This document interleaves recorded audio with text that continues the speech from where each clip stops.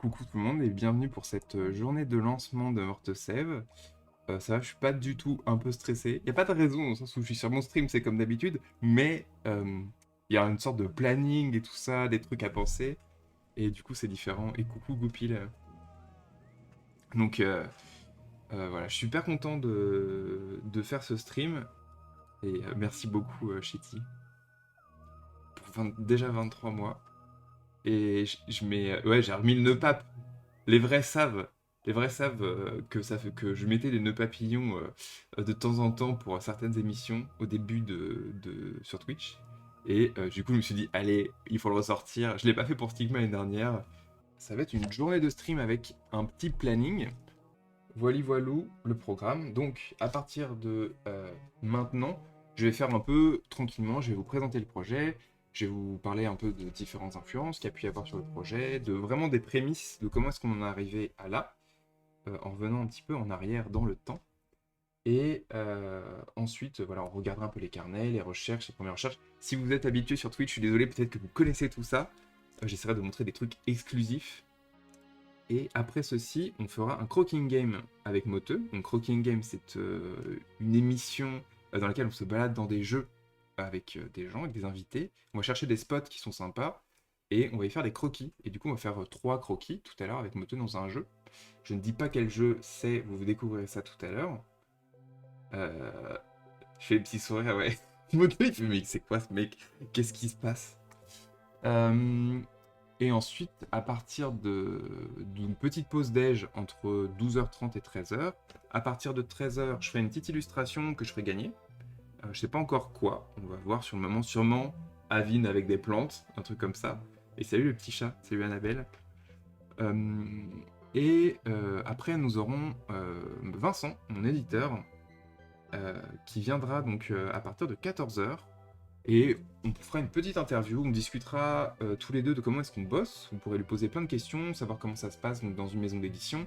Comment est-ce que, du coup, chez Casterman, en tout cas, il fonctionne sur les dossiers, sur la sélection, le comité éditorial, voilà, toutes les questions que vous avez, vous pourrez les poser.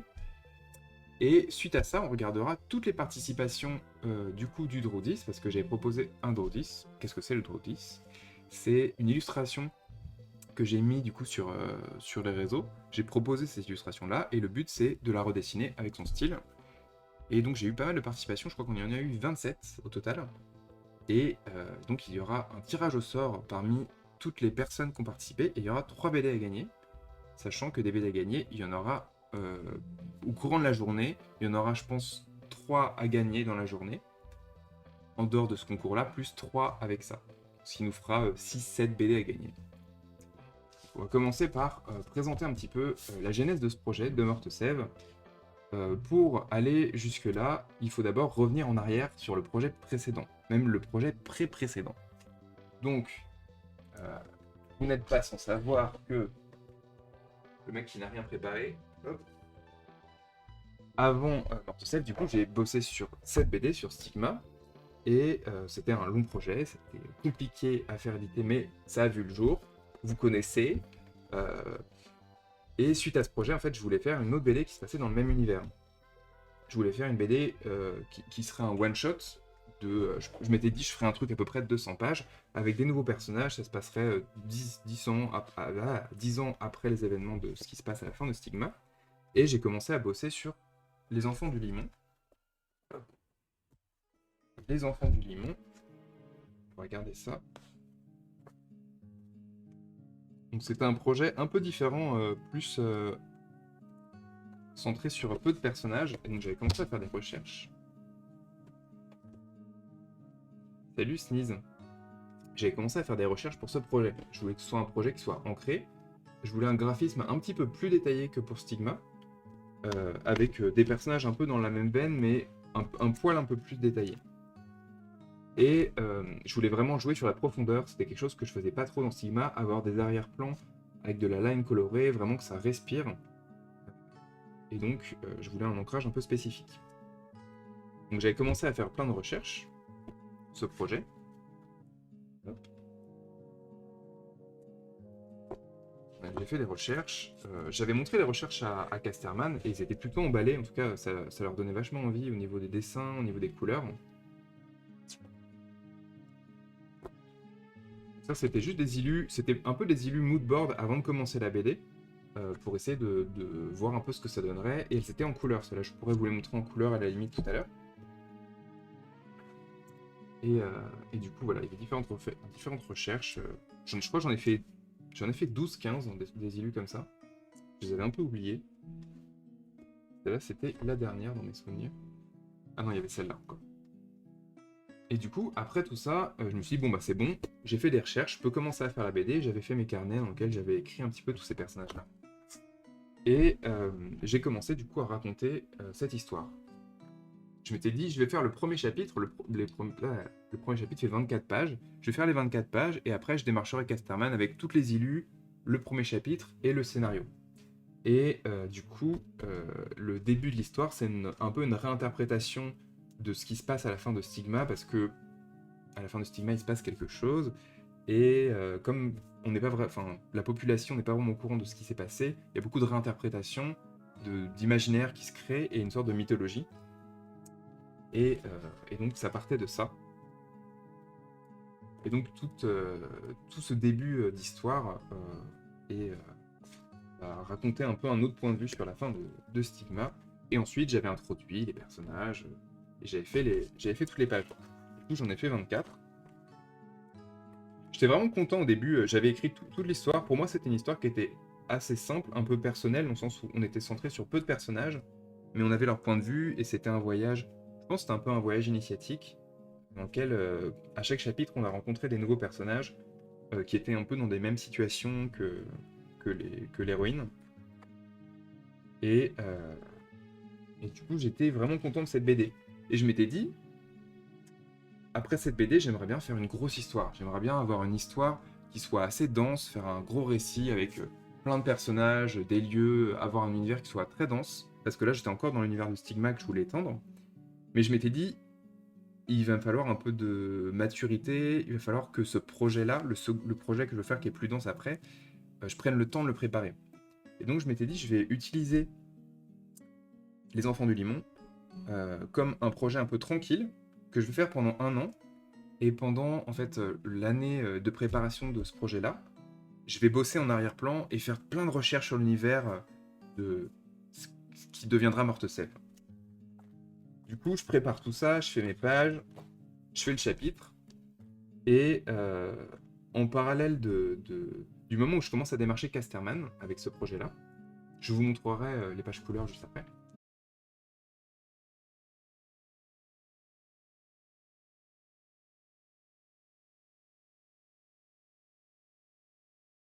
Je commence à faire le chapitre bonus de Stigma. Parce que Stigma, j'avais envie qu'il y ait 2 chapitres bonus qui soient centrés sur le personnage de Empera et de Blim, un autre personnage. Enfin, je montre Empera, c'est sa mère. Empera qui est cachée là-dedans, avec un petit bébé.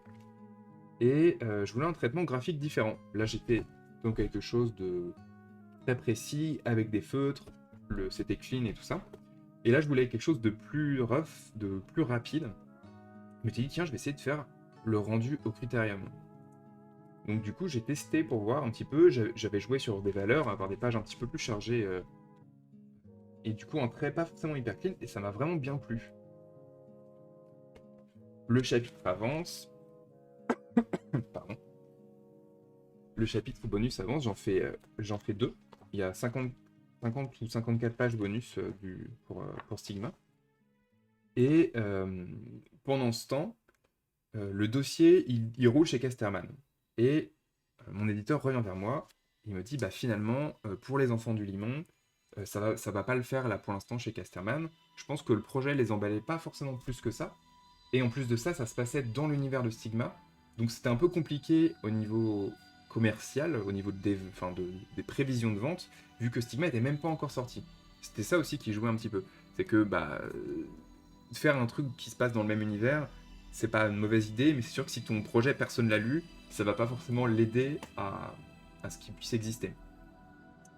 Et du coup, j'étais là, je fais merde, je suis un peu tombé des nues parce que je pensais que c'était un peu dans la poche au tout début. Et j'étais un peu genre, ok, j'ai mon plan de route sur les prochaines années, je bosse pendant un an sur les Enfants du Limon, je prépare la prochaine BD. Et, euh, et merci pour le raid, Justice. Et, euh, et du coup, voilà, j'avais mon plan de route. J'avais mon plan de route pour l'année. Et donc tout s'est pas prévu, enfin tout s'est pas passé comme prévu. Et coucou Justice, merci beaucoup. Merci beaucoup pour ce raid. Et, euh, et du coup, je sais pas quoi faire. Je réfléchis. Et en fait, quand j'avais été voir Vincent pour lui parler des Enfants du Limon, je lui avais pitché des petites idées que j'avais pour un prochain projet. Et j'avais commencé à noter dans ce carnet. Donc ça, c'est voilà, c'est le carnet des Enfants du Limon. Et coucou les gens. Bienvenue à vous. Je suis désolé, je suis dans un monologue pour un peu introduire le projet dont je vais parler aujourd'hui. Du coup, je ne m'arrête pas, mais merci beaucoup. Et donc, les Enfants du Limon, il y avait toutes les recherches qui étaient là-dedans. Ça, c'était les recherches un peu sur les personnages, essayer de trouver des designs, des vêtements, un peu une synergie de groupe. Ça, c'est pas le carnet très propre, c'est vraiment juste le carnet de recherche graphique. Et dans lequel j'avais aussi fait toute la partie du flashback de Stigma, le chapitre bonus. Et j'ai eu une idée pour un projet, et j'ai pris du coup mon carnet, et j'ai commencé juste à noter à la fin des idées vraiment en vrac sur le carnet, je sais pas, un univers avec des divinités. Avant que nous rentrions dans les détails des prémices de ce truc, il faut que je vous montre quelques petites choses. On va aller sur l'ordinateur, car à cette période, avec Moteux et LS, El Salamander, on avait commencé à faire une émission qui s'appelle Man Ben Plus, que j'espère on reprendra un jour. Et dans Man Ben Plus, on regardait du coup une émission, Man Ben, dans laquelle Naoki Urasawa, c'est un auteur de manga, il va dans l'atelier d'auteurs et d'autrices de manga et il les interviewe sur leur manière de travailler, sur un petit peu comment est-ce qu'en fait ils font leur page. Et donc ils laissent une caméra et on les voit en fait pendant plusieurs jours travailler avec leurs assistants, leurs assistantes. Et, euh, et c'est hyper intéressant parce qu'après, enfin les gens qui sont interviewés, ils regardent ces vidéos avec Urasawa et ils regardent un petit peu et ils discutent à deux de leur manière de travailler. Et il y avait un épisode qui était centré sur Yamashita Kazumi, qui était une autrice que je ne connaissais pas du tout, qui est une autrice qui a déjà plus de 60 ans. Elle a fait plein de mangas, notamment des shoujo, et elle est assez connue en fait au Japon. En France, on n'a encore rien d'elle qui est publié.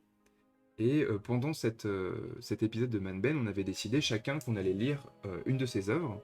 Donc Léo et Moteux, ils avaient lu chacun un manga, et moi j'avais lu le manga Land. Et j'ai vraiment eu un coup de cœur pour ce manga. C'est un manga qui fait 11 tomes. Il est sorti au Japon, il a vraiment très très bien fonctionné. Il a même eu un prix en France alors qu'il n'est pas encore édité. Et je sais pas, j'ai eu un coup de cœur pour son dessin, j'ai eu un coup de cœur sur juste l'univers et l'introduction. C'est un manga que j'ai pas lu en entier. Pour l'instant, j'ai lu que les 2 ou 3 premiers tomes. Euh, le coup de cœur était tellement intense que du coup, pendant le festival d'Angoulême et pendant le festival de Saint-Malo, j'ai été sur le stand de différents. Euh, le nom de l'émission, c'est Manben. Manben. Et j'ai eu un tel coup de cœur que pendant le festival, enfin pendant les festivals BD, j'étais sur le stand de maison d'édition de manga. En tout cas, c'était surtout chez les Lézards Noirs. Et je leur dis oui, vous connaissez pas cette autrice? Elle fait un manga qui s'appelle Land, c'est vraiment top et tout ça. Et ils m'ont dit bon, on va aller voir. Et j'avais vraiment trop envie en fait qu'elle soit éditée en France. Il se trouve que j'ai eu la surprise de découvrir que c'était Mangetsu qui allait faire éditer Land. Donc ça sortira l'année prochaine, en 2024. Et du coup, rapidement pour vous présenter l'histoire, c'est un. Hop, attendez. C'est un manga dans lequel on suit un frère et une sœur, on les voit ici, tout petits bébés, qui sont séparés en fait à la naissance. Il me semble qu'il y a un des enfants qui est peut-être offert à une divinité ou offert dans un temple, quelque chose comme ça. Je vais être très nul pour raconter l'histoire, mais c'est vraiment cool. Et du coup, on suit deux enfants qui grandissent séparément, qui ont deux visions de la vie assez différentes. Et ce que j'avais beaucoup aimé, c'est que toute l'histoire se passe dans un petit village, et ce petit village, il est entre des collines, vraiment dans une cuve, et à chaque coin des collines, donc aux points cardinaux, il y a un dieu. Il y a un dieu, et qui est dressé comme ça, qui est vraiment, qu'on peut apercevoir. Et ça, j'ai trouvé ça génial. J'ai trouvé juste cette idée, elle était vraiment super. J'aimais bien le fait qu'ils se sentent surveillés en permanence par leur divinité, et que du coup, bah, elles régissent un petit peu leur manière de vivre, vu qu'elles sont vraiment physiquement là. Elles sont pas...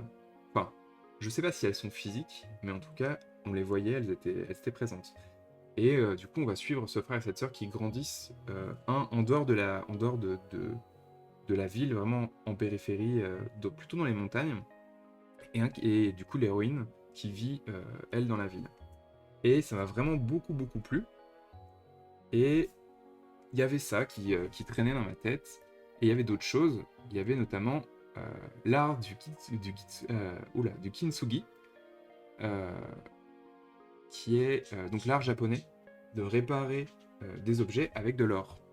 Et c'est de prendre, un peu de magnifier, on va dire, les défauts, et donc de prendre un objet brisé et de le réparer, et là où il y a les fêlures, là où il y a les cicatrices, si vous voulez, y mettre de l'or. Et c'est quelque chose qui m'a beaucoup beaucoup plu. Le concept, l'idée, c'est en discutant en fait avec Woodchuck pendant des vacances, que je sais pas, cette idée elle est restée en moi, ça m'a marqué, et du coup c'est plein de choses qui mélangeaient en fait dans la tête, du coup donne envie en fait de créer un projet.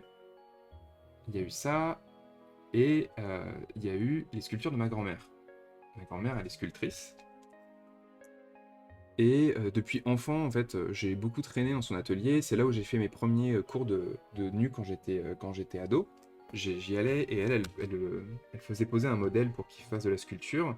Et moi, j'allais chez elle et je faisais des dessins, je faisais des croquis. Et ça m'a toujours beaucoup marqué parce qu'elle a un sous-sol gigantesque avec plein de sculptures comme ça. Et elle fait des sculptures qui sont un peu, des fois, des mélanges d'architecture et de personnages, ou des personnages avec des formes creuses à l'intérieur, des choses comme ça. Et, spoiler, oups. Et c'est quelque chose qui m'a marqué. Et quand j'ai voulu créer l'univers, et donc les divinités, on en parlera, je voulais essayer de reprendre un petit peu des formes qu'on retrouve dedans. Je m'étais dit, tiens, ça pourrait être chouette pour avoir quelque chose d'intéressant, de récupérer les formes qu'elle a dedans. Et donc j'ai récupéré quelques formes qu'on pouvait voir dedans, notamment la forme ici. Je sais pas si on voit ma souris. Celle-là, c'est la tête de Hang, avec le creux, hop, qu'il y a en fait au niveau de cette partie-là, pour la divinité principale de Mortesève, et inversement pour les autres. Je peux pas toutes vous les montrer parce que voilà. Et du coup, voilà, je voulais récupérer des formes comme ça et les réinterpréter, les changer, parce que ça m'inspirait beaucoup. Et je pense que évidemment, dans les œuvres aussi qui m'ont inspiré, il y a le jeu Shadow of the Colossus, qui est donc un jeu dans lequel on joue un personnage qui doit affronter d'énormes colosses pour essayer de ressusciter sa bien-aimée. Et du coup, ça se passe forcément pas très très bien, parce qu'il tue des colosses qui n'ont demandé rien à personne.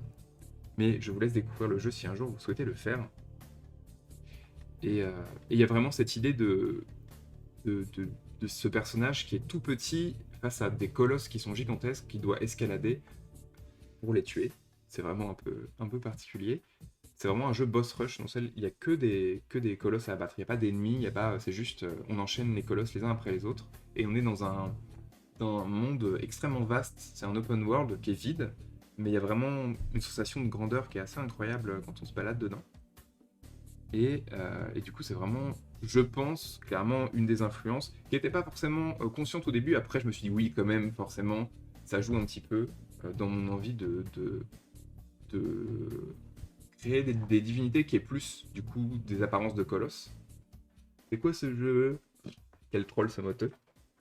Et, euh, et donc il y a eu ça. Et la dernière œuvre, je pense, qui m'a un peu inspiré, parce qu'elle était quand même assez marquante, vous êtes beaucoup à l'avoir vue, c'était la série Arcane, que j'ai vu juste au moment où j'ai commencé à écrire. Et du coup, forcément, tout ça, toutes ces choses un peu mélangées, bah, il y a des choses qui te marquent en fait graphiquement, et des choses qui te marquent dans la narration, dans ce que ça raconte. Et avec toutes ces idées-là, toute cette base, j'ai commencé à écrire Morte Sève. Je peux donc revenir maintenant sur mon carnet. C'est vraiment, je pense, toutes les bases. Si j'essaie de décomposer un petit peu, je pense, mes différentes idées, les petites choses qui ont pu influencer à droite et à gauche. À ce moment-là, j'ai commencé à créer un petit peu les différentes divinités de cet univers-là. Je ne savais pas ce qu'elles étaient au début. Je m'étais dit, je veux que ce soit des espèces de créatures gigantesques. Je voulais en faire beaucoup au début. Et donc j'avais réfléchi, il faut que ce soit des créatures qui régissent un petit peu. Maintenant, est-ce que tu cites Mune, mais tu n'as peut-être même pas vu. Eh ben écoute, ça ne me dit rien du tout. Ça me dit rien du tout. Et coucou McCoy. Et coucou. Et, euh, et je voulais en fait en avoir beaucoup au tout début, mais je voulais que chaque divinité, parce qu'au début, elle n'avait pas encore de nom, elles aient du coup un sens logique dans l'univers et qu'elles permettent de régir, enfin, elles régissent en fait cette planète. Donc, comme je voulais une planète avec des particularités qui soient aussi liées aux divinités, je me suis dit, je vais me donner un peu une sorte de contrainte. Pour Sigma, ma contrainte, c'était faire un univers sans électricité. Là, je me suis dit, je vais faire un univers sans métal. Est-ce que c'est original? Pas vraiment. Est-ce que mon prochain projet sera sans eau, sans terre? Je ne sais pas. Mais en tout cas, je m'étais dit que ce serait une bonne contrainte pour démarrer l'histoire en disant, ok, on est dans un univers dans lequel il n'y a pas de métal et la ressource principale, c'est le bois. Et le bois, il a des propriétés qui sont différentes. Il y a des bois qui sont très durs et qui sont même plus durs que le métal chez nous. C'est vraiment très différent. Et donc, c'était vraiment la base. Du coup, c'est quoi ça, Mune? Je veux bien qu'on présente. Alors, créature qui régule le jour et la nuit, dont un cycle est perturbé par une connerie. D'accord. Et bah écoute, ça me dit rien du tout. Je sais pas si c'est un livre du coup.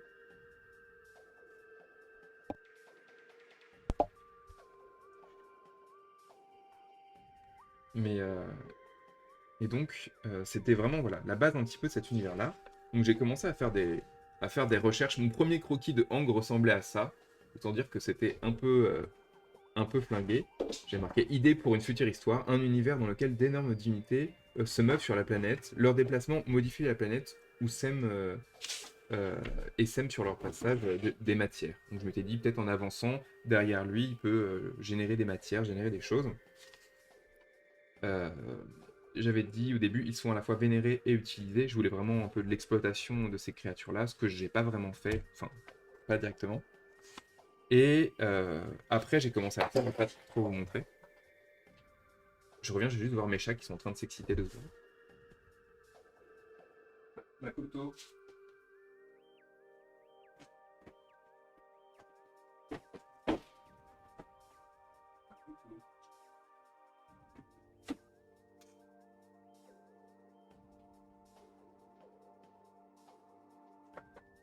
Hop. Oui, c'était la pause Makoto, désolé. Makoto était un petit peu excitos ce matin. Et donc voilà, je suis vraiment parti sur cette idée-là. J'avais pas encore de personnage. Je m'étais juste dit au tout début, je voulais que ce soit une relation entre un frère et une sœur. Et, euh, et c'était un peu autour de ça que j'ai construit l'histoire. Donc j'ai commencé à placer un petit peu les divinités. Je ne montre pas trop parce que ça spoil. Et là, j'ai commencé aussi hop, on va mettre ça comme ça. J'ai commencé un peu à les répertorier. Et c'est là où, en les répertoriant, je voulais en mettre beaucoup plus. Et j'en discutais un petit peu avec John et avec Moteux.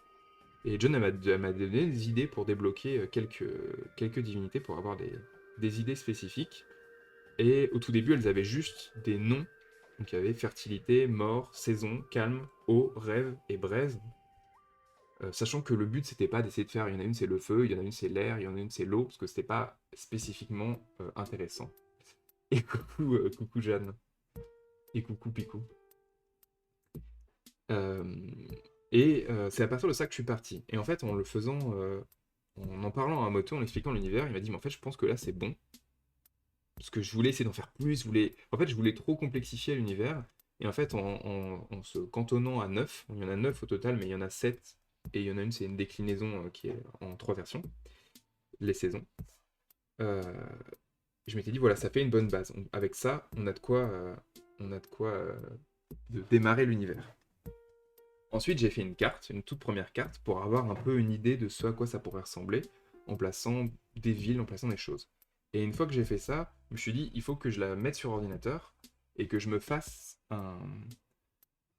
parce que l'idée, c'est que chaque divinité, elle se déplace sur cette planète. Mais elle a un chemin spécifique. Ils ont une sorte de route qui suivent de manière très précise. Vraiment, c'est comme un pattern que les divinités, elles sont pas spécifiquement douées d'intelligence. Et donc j'ai commencé à faire une carte sur laquelle j'ai placé, je vais essayer de vous la trouver, j'ai placé vraiment tout leur chemin. Donc, carte de Mortesève, on ouvre Photoshop 2 secondes.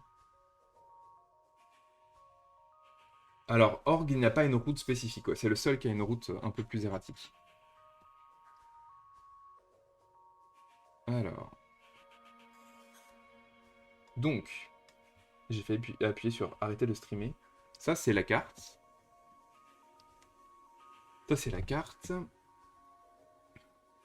Et du coup, il y a plein de choses dessus. Je vais essayer de virer la séparation des continents. Donc la carte, elle ressemble à ça. Il y a beaucoup plus de choses qui sont affichées logiquement, parce qu'il y a des villes. J'ai pas mis toutes les villes, mais il y en a quand même pas mal. Il y a les régions qui sont là. Et vous avez des villes qui sont aussi ici. Et salut Genolab. Et coucou Dirty. Donc voilà, je voulais faire une carte. Et donc on va retirer les océans, on va retirer les villes, et on va retirer les continents. Où est-ce qu'ils sont les continents? Ils sont ici. Voilà. Donc là, c'était la carte. Et je me dis, bon, on part de ça. Sur le côté, j'avais mis les instruments qui sont ici. Et je voulais, du coup, donc trouver leur déplacement. Donc j'ai commencé à réfléchir en me disant, ok, comment chaque divinité va se mouvoir sur cette planète. Et donc j'ai fait cette carte-là. Elle est un peu, un peu bordélique, désolé. Chaque couleur correspondait à une divinité. Je m'étais dit que c'était plus simple déjà de leur attribuer des couleurs pour faire un truc un peu plus simple. Et coucou Simus. Pour faire un truc un peu plus simple, un code couleur, même si c'est un peu bébé, on a vert pour truc, on a rouge pour machin, et comme ça au moins c'est plus simple. Et en fait en faisant ça, je les ai fait toutes séparées, hein, elles sont pas toutes sur le même calque. Hop, si je retire quelques-unes. Par exemple, si on prend celle de Hang, Hang, ça c'est le chemin que fait Hang. Et du coup, ça me permettait de me dire, ok, donc ça c'est le cheminement que fait cette créature-là. Donc elle ne passe pas dans les autres endroits. Donc les autres endroits, ils n'ont pas cette espèce de bénédiction qu'accorde la divinité, qui est d'avoir une sorte de surfertilité Donc c'est les métropolitains. Et coucou Kish. Voilà, qui est d'avoir vraiment un endroit qui est extrêmement fertile.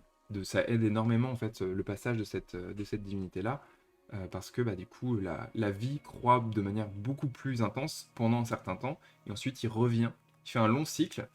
Et pour le cycle de Hang, ce cycle-là, ça lui prend 10 ans à faire. Parce qu'il est très très lent.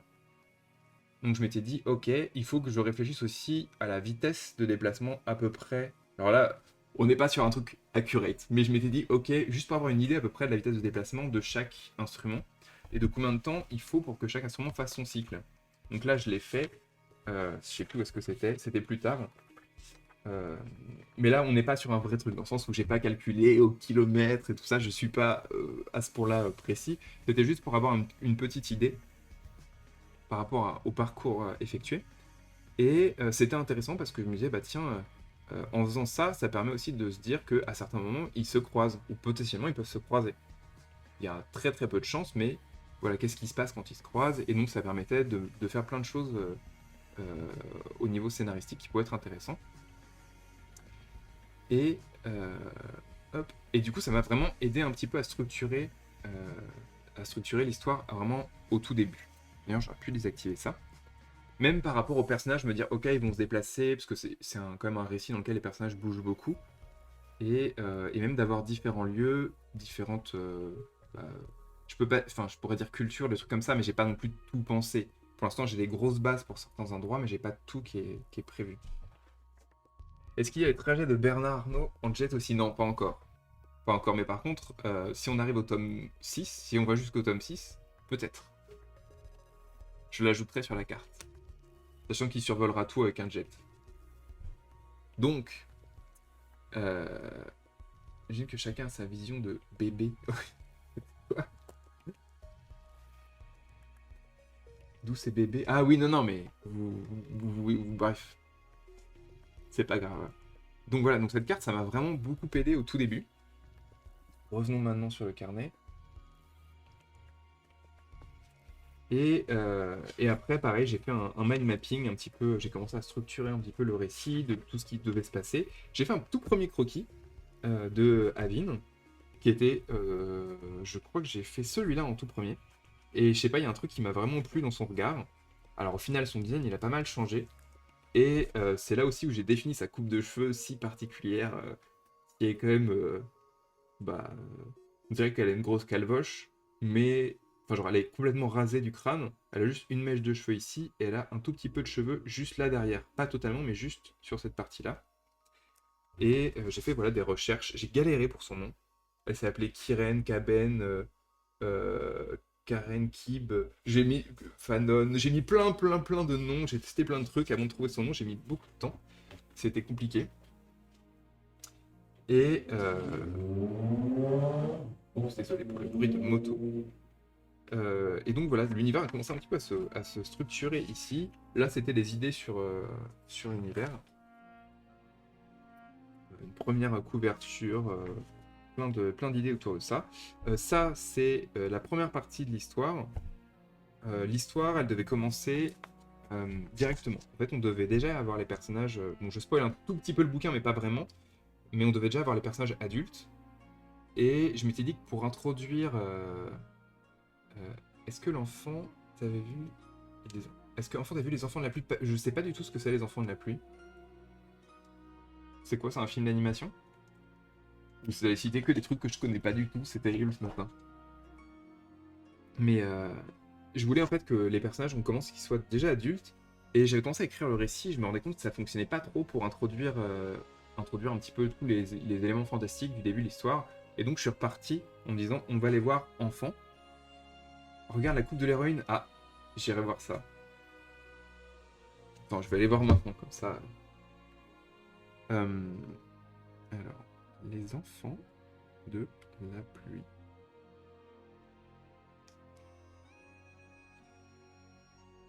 Ah oui, ok. Ah ouais, purée, j'aime pas du tout. Je vois le. Ça me dit quelque chose en plus, ce truc, mais effectivement, elle a une coupe de cheveux particulière. Mais j'aime pas du tout ce genre de design, c'est terrible. C'était le genre de design que j'aimais pas quand j'étais enfant, en tout cas. Pas le design des personnages, enfin l'esthétique graphique. Belle coupe de cheveux. Et, euh, et du coup, en fait, ça fonctionnait pas, je trouvais, au début du récit.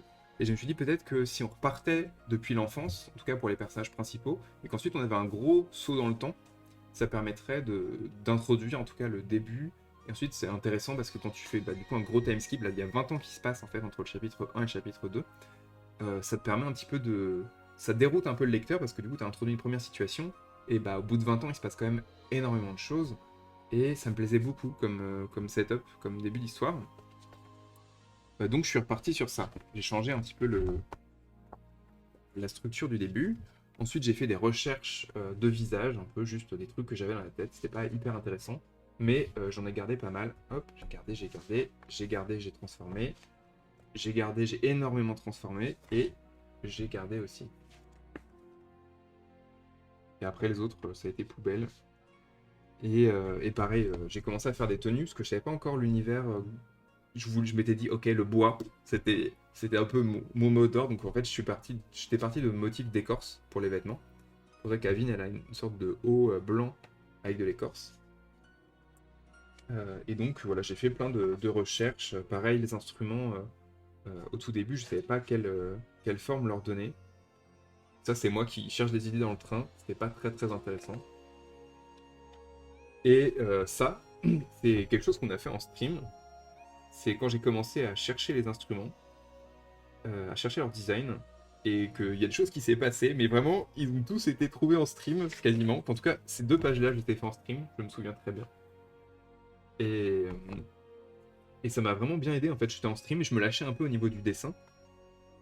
Et je voulais un terme aussi, ça s'est trouvé également en stream, je voulais un terme qui regroupe toutes toutes ces divinités-là, pour les unifier, pour que quand on en parle, ça soit... euh, bah, ce soit un peu codifié, elles aient un nom spécifique auquel on les associe. Et donc, au début, j'avais pensé les régisseurs, les ingénieurs, les architectes, les mastodontes, plein de trucs. On avait essayé des termes et ça fonctionnait pas. Et je me suis dit que c'était chouette que chaque divinité, elle ait comme une sonorité auquel elle soit associée. Et du coup, le terme les instruments, c'est venu à ce moment-là. Et après, j'ai été écouter énormément d'instruments différents pour me dire, ok, euh, à quel instrument je vais associer cette divinité-là. Donc j'ai écouté et j'ai fini par trouver en fait tous les instruments, tous les instruments à ce moment-là. Ça a été un peu long. Je regarde les trucs pour ne pas trop spoiler. J'ai fait des toutes premières recherches avant de commencer le projet. Euh, le manga... Attends, t'as dit quoi? Attends, qu'est-ce qu'il a dit McCoy? Le manga Land de Yamashita Kazumi? C'était pas là tout à l'heure? Attends, qu'est-ce qu'il a dit?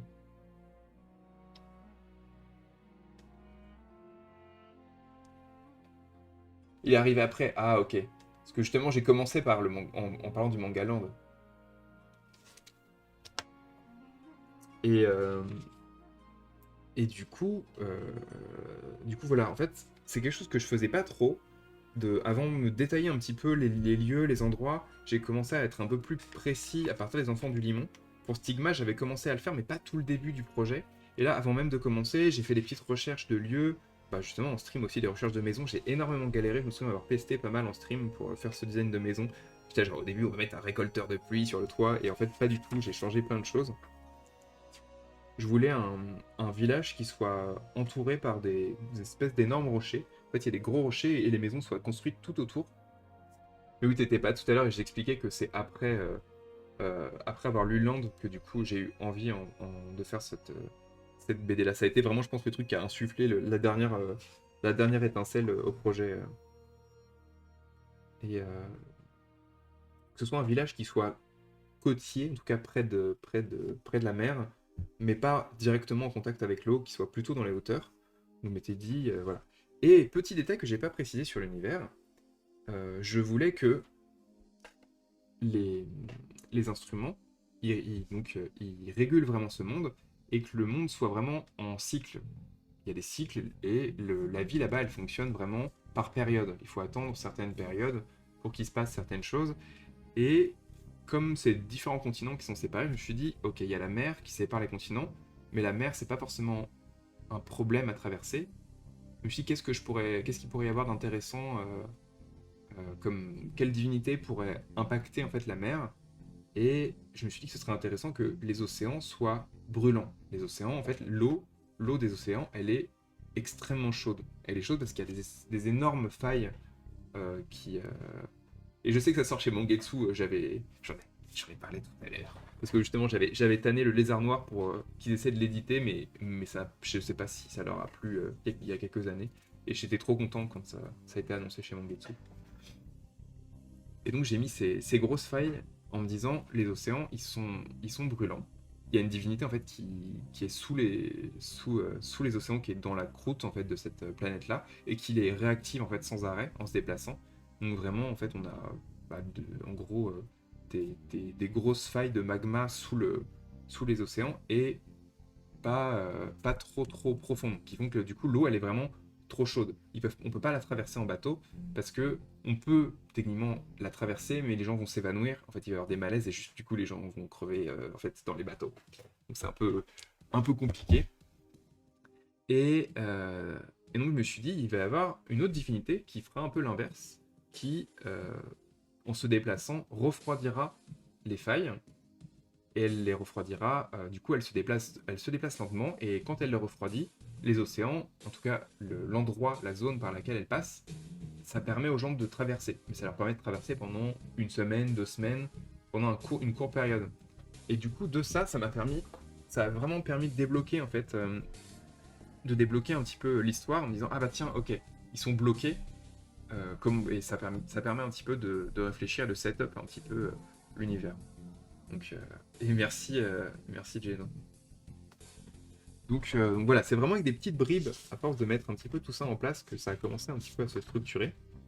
Et après tout ça, je voulais commencer à créer des arbres pour que l'univers en fait prenne un petit peu plus de forme et mettre un peu de magie dans cet univers-là, avec, avec des arbres qui ont des particularités, et que la sève de ces arbres-là, elle ait des propriétés aussi. Donc je m'étais dit, je vais prendre les arbres, je vais les séparer en différentes catégories. Il y aura le bois, la spécificité de certains arbres avec le bois qui a une utilité. Ensuite, on a potentiellement l'écorce, mais ça va, c'est quasiment la même chose que le bois. On va avoir la sève, on va avoir les feuilles aussi, potentiellement. Et on va avoir l'ambre. L'ambre de ces arbres-là, en imaginant que ces arbres-là ont quasiment tous de l'ambre. On est dans un univers fantastique, hein, je ne suis pas scientifique. Euh, et voilà, essayer de trouver les propriétés à chaque type par arbre, en me disant, bah tiens, ça peut m'aider un petit peu pareil à structurer l'univers. Et, et désolé, coucou Opus.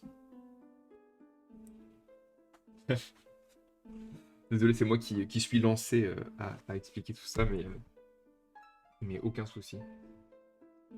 Donc, donc du coup, voilà. Donc ça, j'avais commencé et j'avais fait deux petites pages avec des arbres. Après, là, c'est mon mind mapping. Je vous le montre pas en détail, mais globalement, je pose des idées, j'ai posé les instruments, j'ai posé les personnages, et en fait, j'ai fait des corrélations entre chaque élément, et ça m'a permis aussi de structurer un petit peu le récit. Là, c'était des premières recherches sur les villes, très simples. Juste, j'ai fait un micro-dessin d'une structure en disant, ah ok, ça c'est une ville, elle va être dans une carrière, les ressources de la ville et l'histoire de la ville. Et pareil, ça m'a énormément débloqué. Là, c'était encore d'autres recherches pour un peu affiner les personnages, essayer de les trouver. Et c'est là où j'ai trouvé le nom Avin. Je l'avais noté pour ce personnage-là, et au final, je me suis dit, mais bah, du coup, elle a une tache sur le front, elle a une tache de naissance. Est-ce qu'on peut pas l'appeler Avin? Voilà. Et coucou Dolly, mais t'inquiète pas, la journée vient à peine de commencer. D'ailleurs, il est bientôt 10h, et je me dis que... Enfin, il est 10h, il serait peut-être temps qu'on fasse gagner un premier tome. Ça pourrait être cool. Je sais pas à quelle heure j'avais mis qu'on fasse gagner le tout premier tome, mais ça pourrait être intéressant. J'avais mis quelle heure? Parce qu'à 10h30, on est censé faire le croaking game avec Moteux. Alors, le planning. Yukile.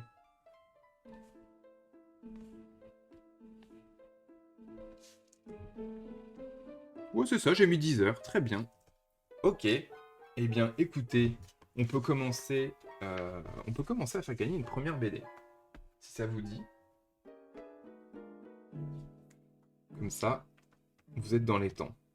Alors, évidemment, si jamais vous gagnez une BD là et qu'ensuite en gros, vous avez participé au Draw 10, j'essaierai de ne pas vous tirer 2 fois pour que vous puissiez gagner qu'une fois. Je sais pas si vous comprenez. Enfin, en gros, c'est juste l'histoire que tout le monde ait sa chance. Si vous gagnez là et que vous avez aussi participé au Draw 10, voilà. Mais je pense que vous comprenez. Et merci Data. Bah, c'est histoire que tout le monde ait sa chance. Donc, pour participer à ce tirage au sort, si tu veux manger, tu l'as déjà. Pas de problème. Je vais juste tousser 2 secondes. Donc, pour ce premier tirage au sort, il faut que je fasse Draw New. Draw New. Ah non, j'ai mis 2 points d'exclamation. Donc, premier tirage au sort. Pour participer au tirage au sort, vous mettez point d'exclamation, à moi la BD. Vous mettez ça dans le chat. Vous recevrez logiquement un message. Vous pouvez voir, à moi la BD, c'est marqué en plus. Si vous pouvez copier-coller ce que d'autres personnes ont mis. Et du coup, vous mettez à moi la BD et vous recevrez logiquement un petit message qui vous validera le fait que vous avez bien été, enfin pas sélectionné, mais que vous avez bien été compté. Je reviens, je vais fermer la fenêtre.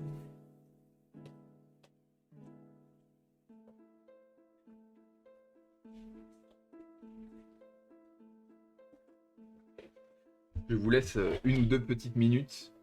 Ah, à sauter dans le métro. Ah mince, il faut que tu mettes à moi la BD si tu veux participer. Ah bon, bah tu l'as déjà, ok, ça marche.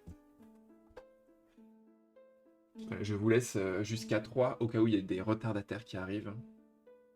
On peut mettre juste point d'exclamation à moi la BD et avoir une chance de gagner un tome, sachant qu'il y en aura d'autres à gagner dans la journée.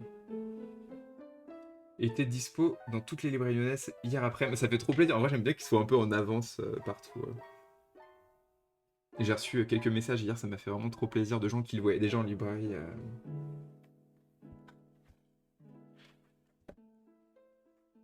Bon, c'est bon. C'est bon, vous avez tous et toutes participé. Ok. Donc, je vais sélectionner du coup une personne et je dédicacerai dans la foulée l'album. Comme ça, bah, on aura déjà fait une première petite dédicace pour commencer et après on enchaînera tranquillement sur le Croaking Game. Donc, draw, pick. Et donc, la personne qui a gagné, c'est Picou. Incroyable. C'est Picou qui gagne un tome. Première personne à gagner un tome. Donc, ne soyez pas triste. Si jamais vous avez d'autres chances de gagner dans la journée, il y aura d'autres albums à gagner. Et bah écoute, ça me fait super plaisir que ça soit toi. Donc je détruis le truc pour le draw. Je fais draw remove. Ensuite on en refera d'autres. Mais j'ai pas eu la notif alors que je suis passé devant le libraire. Ah mince. Donc, Picou, je vais te proposer des personnages pour te dédicacer ton album. Donc, en gros, mes dédicaces, ce que je fais, c'est que là, c'est un papier qui est coloré. Et donc, je fais une dédicace en noir et blanc avec une toute petite lumière blanche. Ça a été mon crash test, donc c'était pas encore hyper réussi, mais logiquement, ça fonctionne mieux sur les versions suivantes.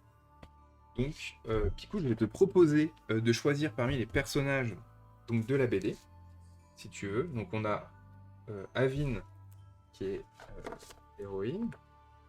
On a Koros, ce personnage avec la petite mèche.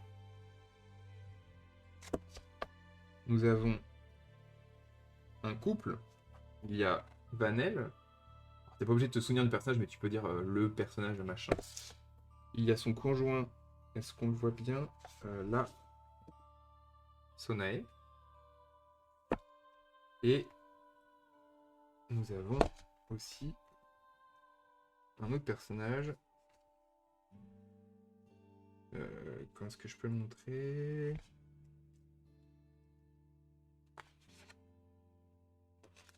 Le frère. Hop. Voilà. Je te laisse choisir le personnage que tu veux. Et je vais te faire une petite dédicace. Je les ferai pas toutes aujourd'hui, les dédicaces, que j'aurai pas le temps, notamment pour celle de cet après-midi. Mais je les ferai demain en stream. Si jamais vous gagnez en fin d'après-midi. L'héroïne, allez. C'est parti. Parce que j'ai le numéro de toutes pour pas oublier. Sachant, je te ferai un petit peu. Je pas pu participer. Oh, t'inquiète pas. Vraiment, c'est normal. Hein. Franchement, déjà, je pensais pas qu'il y aurait autant de participation pour le draw 10. Donc, vraiment, vous inquiétez pas. Si vous voulez en plus le faire après, vous pouvez toujours le faire après. C'est juste que du coup, vous pourrez plus, ou vous ferez, enfin, vous ferez plus dans les chances sélectionnées pour gagner, mais.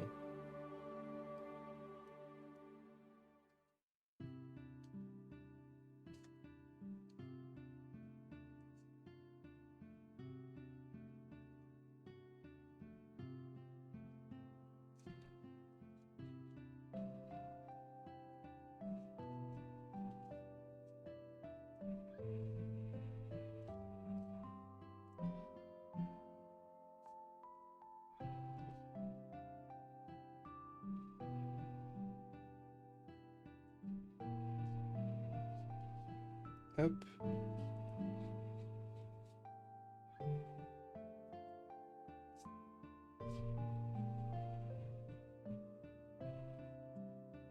Du coup, je fais d'abord du critérium, après je mets un petit peu de feutre, et à la fin, du coup, à la fin... Hop, attends, hop, elle va être comme ça.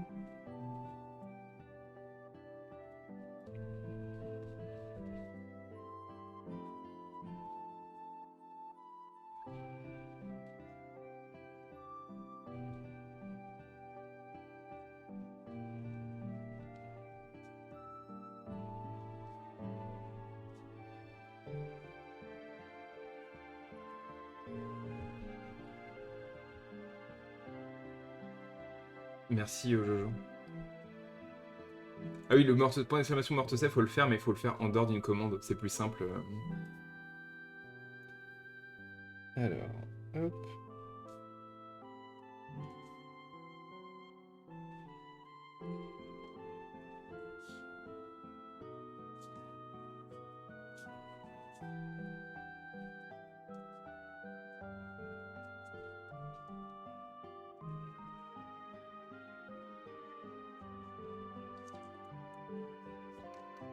Alors, est-ce que ce feutre marche bien? Il a l'air pas mal, c'est pas du bleu. Ok, tout va bien.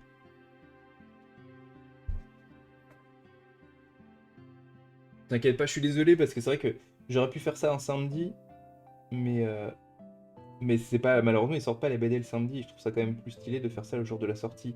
Et je sais que du coup, il y a beaucoup d'entre vous qui bossent ou même qui auraient voulu être là aussi. Coucou aux gens qui viendraient peut-être sur un replay. Je mettrai, je pense, sur YouTube exceptionnellement la journée, parce que je sais que Casterman voulait aussi récupérer les VOD. Hop.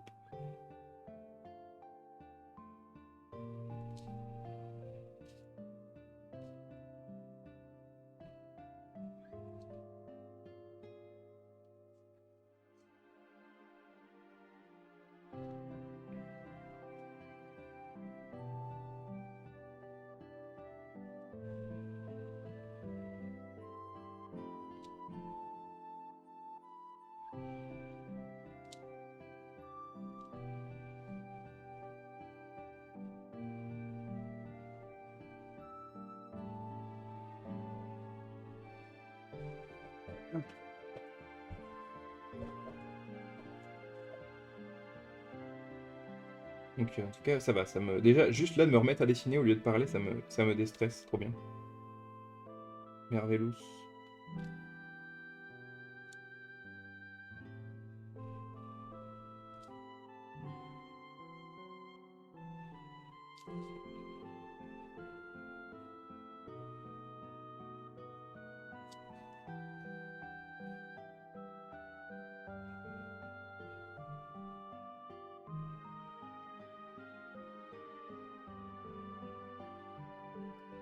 Hop.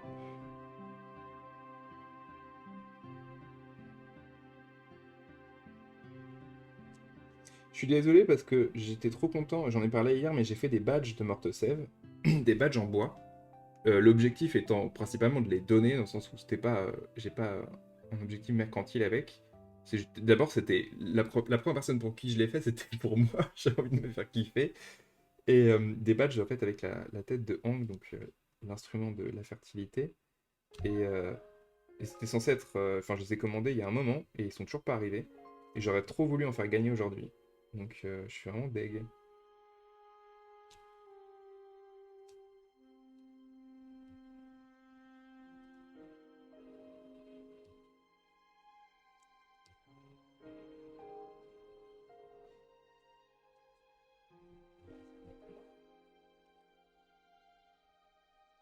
Est-ce que vous as mis les extraits de carnet en bonus fin de BD? Oui, il y a 2 pages. Ah, trop bien, Chad. Hyper cool. Et du coup, on regarde les Draw 10 cet après-midi, en fin d'après-midi avec Vincent, mon éditeur. Donc ça va être trop bien.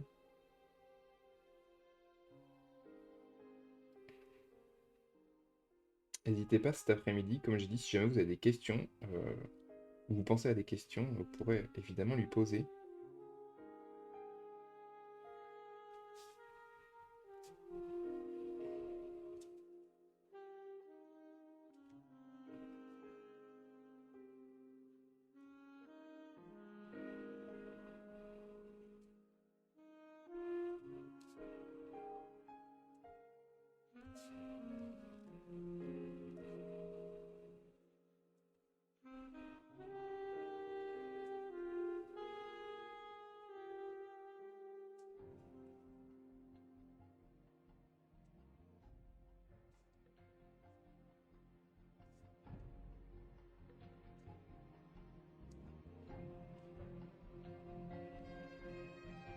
Hop.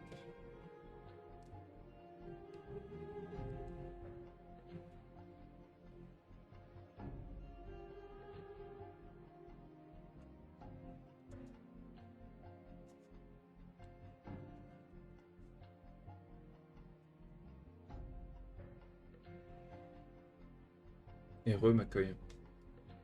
Ton éditeur va voir les draw 10. J'avais pas compris ça. Bah si. Bon, c'est chouette en vrai. Ça te stresse. C'est juste que je m'étais dit que ça pouvait être cool de regarder avec lui plutôt que je regarde juste tout seul. Comme ça, lui, il les a pas vus en plus, donc...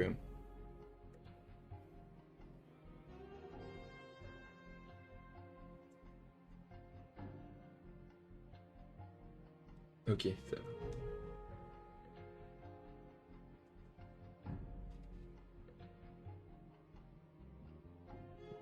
Délicacé. T'en as acheté un délicacé. Non, c'est pas possible d'en acheter... Enfin, de m'en acheter des tomes, mais tu peux peut-être en gagner un délicacé. Il y en a encore... Bah, il y en a encore deux qui seront à gagner dans la journée.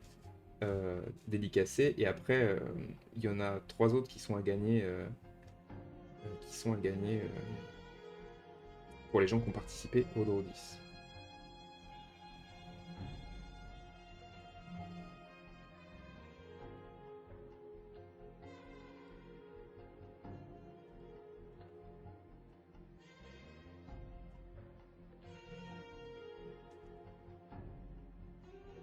Ok.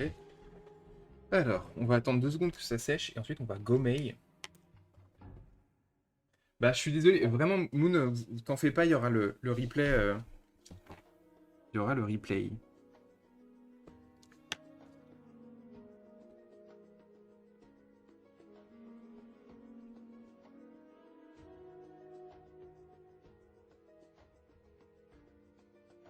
Comme ces feutres sèchent extrêmement vite, je peux vraiment gommer très vite, assez cool. J'adore.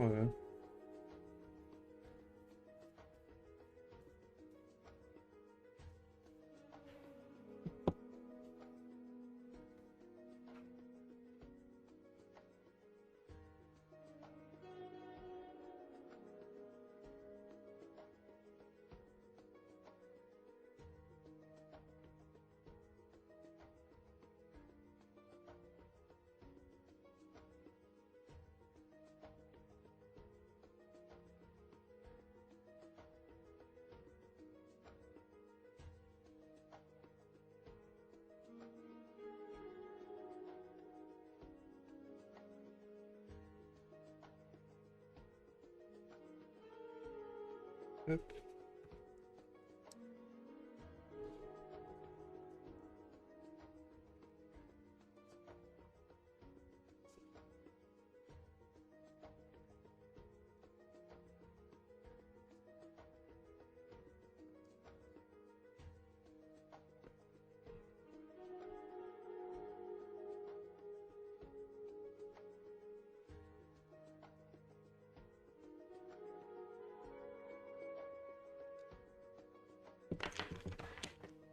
Ouais, exactement. Je vais le numéroter. Je trouve ça rigolo. Peut-être que c'est une idée à la con. Je trouve ça rigolo.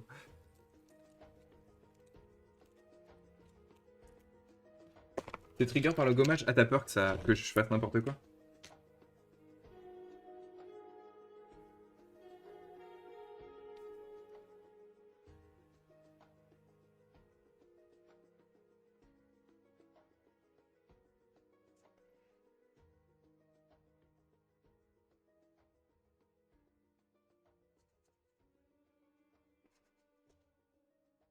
En plus, ça, c'est pas du noir, c'est du sépia pour. Hop, c'est pas fait exprès, mais j'ai certains de mes feutres qui ont du sépia dans la cartouche. J'oublie toujours lesquels. Bon, c'est pas grave, au final, ça rend bien, je trouve, en sépia. Enfin, c'est un sépia très foncé, hein. Hop. Et voilà, une première petite dédicace.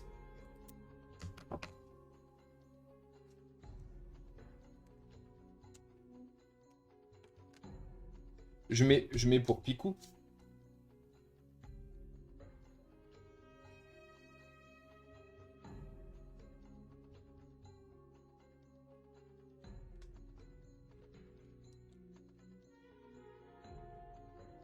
Là, mon stress, là, c'est le pire moment vous savez pas, mais quand vous dédicacez, moi, le moment où je dois réécrire, mon cerveau est complètement fondu.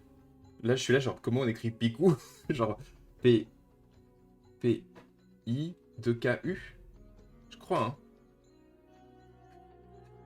Il y a 5K. Non, mais vraiment, c'est terrible. Le moment où, à chaque fois où je dois écrire pour les dédicaces, mon cerveau, il est à la masse, quoi. Des gens, des fois, m'ont épelé leur prénom, j'ai quand même fait une faute.